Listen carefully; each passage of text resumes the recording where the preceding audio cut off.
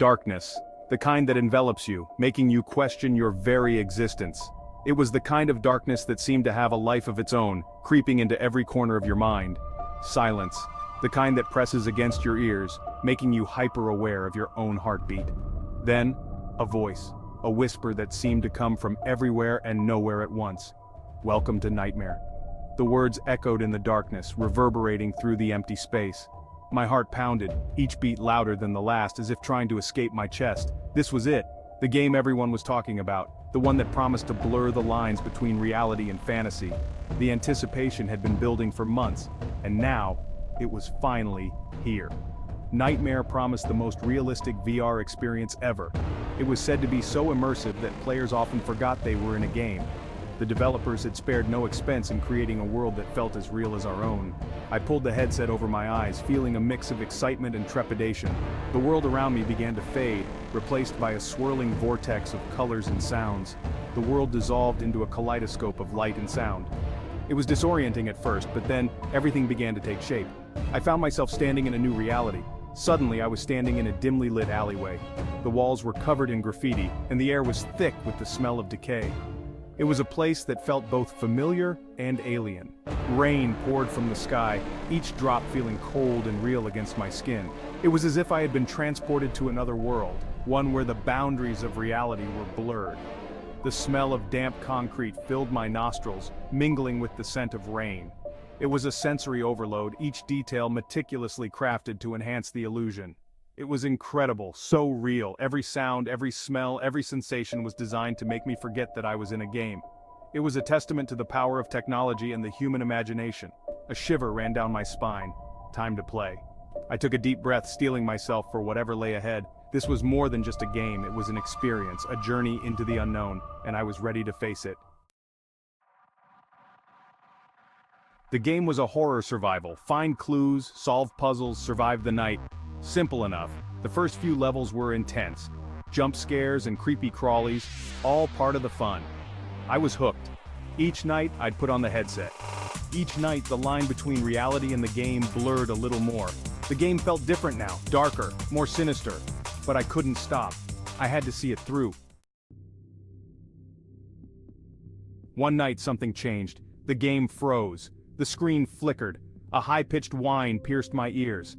I tried to remove the headset. It wouldn't budge. It was stuck. Panic started to set in. This wasn't part of the game. I tried to stay calm. It had to be a glitch, a bug in the system. I just needed to wait it out. But deep down, a cold dread began to creep into my gut. Something was wrong. Very wrong. The screen flickered back to life.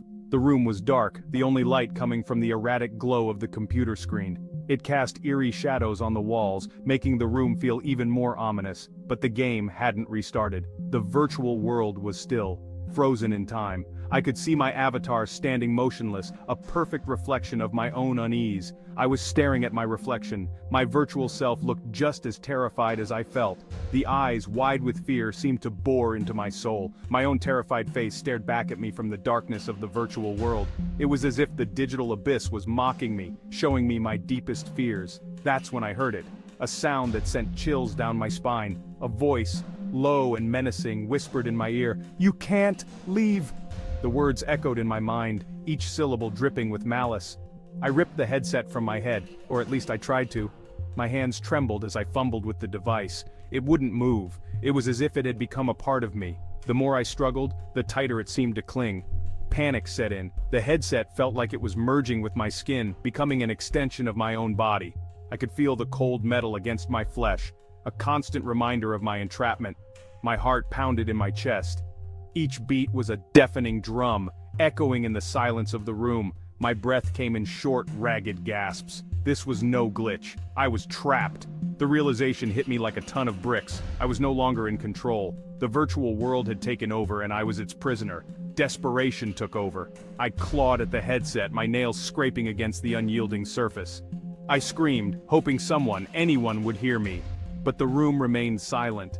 The flickering lights offered no comfort, only adding to the sense of dread that enveloped me. The virtual environment around me began to glitch and distort. Images flickered and warped, creating a nightmarish landscape that seemed to close in on me. I looked back at my reflection in the cracked virtual mirror. The face staring back was no longer just terrified, it was twisted with despair. From the shadows, a sinister figure emerged. Its presence was suffocating, a dark entity that seemed to feed off my fear. I tried to fight it off, but my efforts were in vain. The figure loomed closer, its eyes glowing with a malevolent light. The headset tightened around my head, constricting my thoughts, my very essence. I could feel my consciousness slipping away, being consumed by the darkness. In my final moments of resistance, I mustered all my strength. I couldn't let it end like this. I had to break free, to reclaim my reality. Suddenly, a burst of light pierced through the darkness. It was blinding, overwhelming, but it offered a glimmer of hope. I reached out towards the light, my fingers stretching, yearning for salvation. It was my last chance, my only hope. The light enveloped me, washing over me in waves of warmth and relief. For a moment, I felt weightless, free from the virtual prison. And then I woke up, disoriented, but relieved. The headset was gone, and I was back in the real world. The nightmare was over, but the memory lingered, a haunting reminder of the thin line between reality and illusion. Section 5. No escape. Days turned into nights. The real world faded into a distant memory. I was a prisoner in this digital hellscape. The game had become my reality, a reality filled with unimaginable horrors. The game had changed. It was no longer about jump scares and puzzles, it was about psychological torture, preying on my deepest fears, turning my nightmares into reality. And there was nowhere to run, nowhere to hide.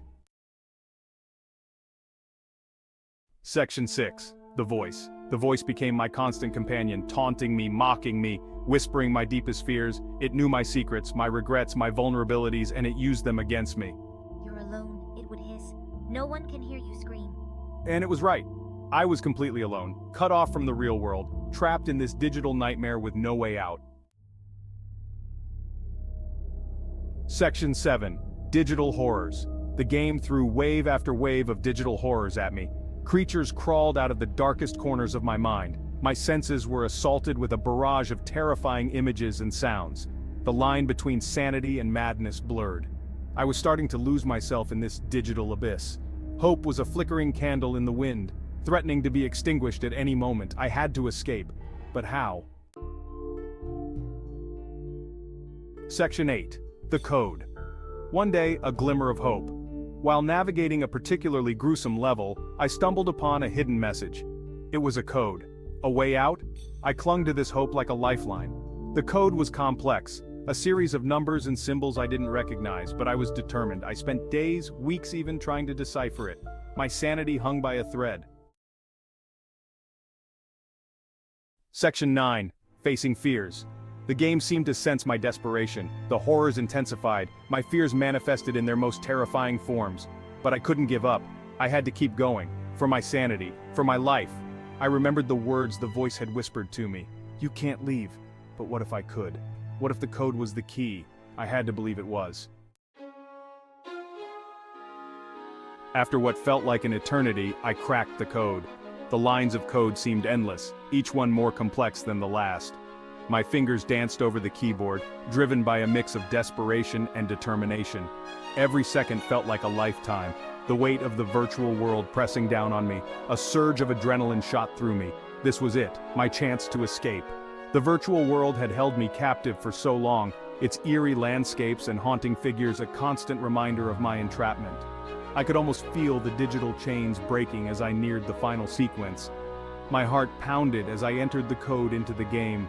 Each keystroke echoed in my ears, a symphony of hope and fear. The screen flickered, and for a moment I thought I had failed.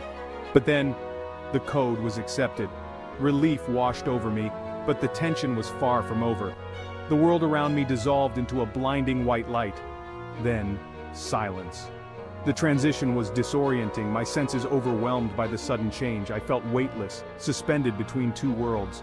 The silence was deafening, a stark contrast to the chaos I had just escaped. I slowly removed the headset. My hands trembled, the reality of my escape sinking in. The headset felt heavy, a physical reminder of the digital prison I had just left behind. I took a deep breath, the air of the real world filling my lungs. My eyes struggled to adjust to the light of the real world.